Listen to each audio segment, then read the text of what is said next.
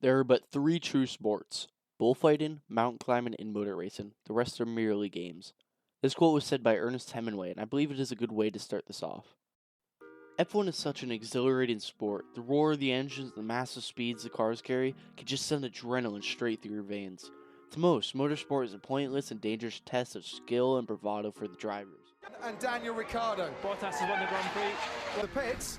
He was too. And just a thing of entertainment and carnage. But to any racing enthusiast, it's not only the pinnacle of sport, it's the ultimate show of human development. No sport on earth has more of an impact on our everyday lives than motorsport. I'm not exaggerating even a little. F1 has become more competitive corporate research and development than racing. Formula One was first defined in 1946 by Commission Sportive Internazionale of the FIA, forerunner of the FISA, as the premier single-seater racing category in worldwide motorsport, to become effective in 1947.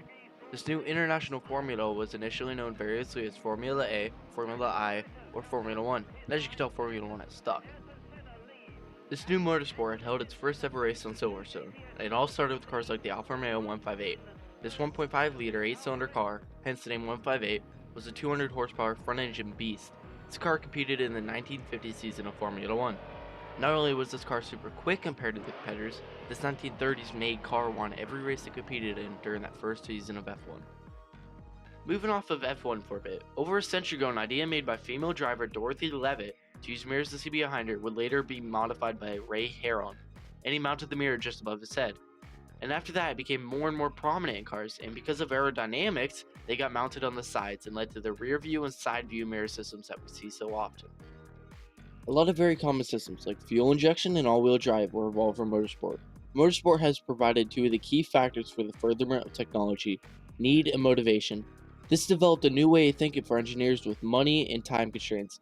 They had to get creative and smarter, which is integrated into the engineering teams that make our road cars today. For example, in the motorsport of rallycross, cars need softer suspension compared to, say, a track car, so they can maintain contact and traction on the dirt and tarmac. So a lot of suspension technology is developed to maximize these effects. So now you have a car that won't bounce all over the place when you hit the slightest bump. And that technology was used in your mom or dad's new car, which made it a lot more comfortable and smooth to drive. When a car like the Shelby GT350 or the Ford GT is produced alongside a racing program that's based on the production car, which is done by a majority of manufacturers, i.e. the Corvette or Audi program, there's a huge amount of information sharing. At every level, from manager positions down to computer programmers working on an obscure algorithm related to chassis dynamics. Both the motorsport and mainstream sides communicate with each other. If the race team finds a problem, huge development. You see the hood going up. Kyle Larson said he thinks the engine is going bad on the 42 car. It can address the issue with the road car development team, so those engineers can set about fixing a problem they didn't know yet existed before it becomes a problem in your car. This contributes not just a better product, but a much quicker development time, which means less cost to the company and ultimately you. I know some people are thinking, well, besides the basic systems like rear view mirrors and all-wheel drive, SUVs, crossovers, and minivans can't be affected by motorsport. I mean, look at them, they're big, fat, and ugly. And I shared this view for a long time too, but I found one word that could describe the effect motorsport has on them: efficiency.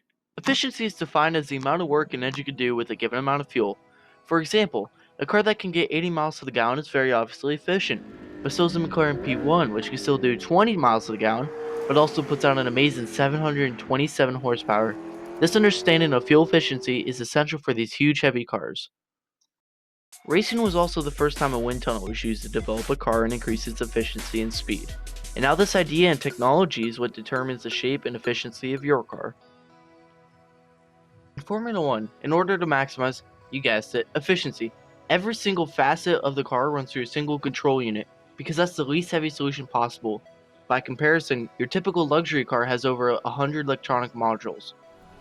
That single ECU has to process a tremendous amount of data at supersonic speed, literally. You can know the driver changed gears by seeing data on a laptop in the pit lane before you even hear the change out on the track. McLaren, as just one example, takes all the car's real-time data, adds in every variable its engineers can think of, from what's going on with the car, to how quick the competition is, to even the weather forecast, and throws itself into a self-adapting algorithm that it developed specifically for race strategy. Basically, the company invented an artificial intelligence to work with that bespoke ECU.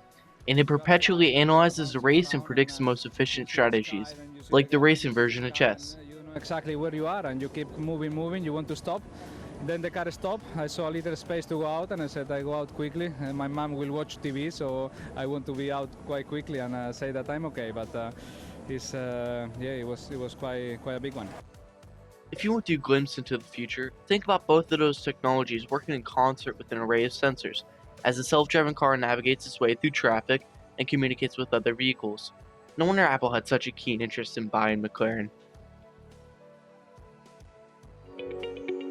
Self-driving cars do not require a driver to get from A to B. The technology in and on the vehicle is the driver. The technology includes many sensors such as lidar sensors, ultrasonic sensors, cameras, and radar sensors. The sensors are located at the front and the rear of the vehicle. Cameras and lidar sensors are also frequently found on the roof. Without them, the vehicle would be virtually blind. LiDAR is a key component in many vehicles. LiDAR works similar to radar. LiDAR, however, does not use radio waves, but many light rays that are reflected by the objects in the surroundings and detected by the LiDAR sensor. In this way, a point cloud is generated from the environment. However, LiDAR does not recognize road signs. Cameras use artificial intelligence to recognize and interpret street signs. Cameras are also used to detect obstacles and are needed for lane keeping.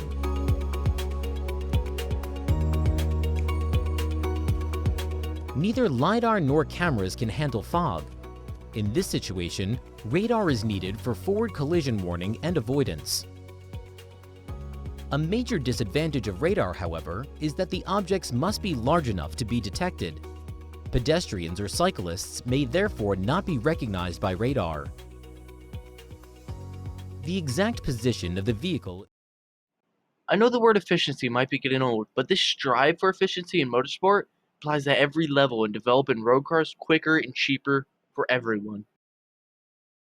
So, for everything that motorsport is, the daring drivers, the glorious race cars, and the marketing campaigns with classic slogans like "Win on Sunday, sell on Monday," what you really have is a tool for refining the new car development process in the most economical way possible, using competition as an instructor, motivator, and test bed along the way. Virtually every single vehicle is impacted by motorsport, and your car is cheaper and better as a result of drivers racing on the weekend and engineers racing Monday through Friday. And I believe the future of our cars can be found often in racing. One of my favorite quotes was written by editor Aaron Miller. "With all due respect to Hemingway, mountaineering, and bullfighting, show me another sport that can do anything close to motorsport." I want to thank you guys so much for watching. This was the strenuous 122 hours of work. And now I'll pass questions over to the real Jack standing in front of you.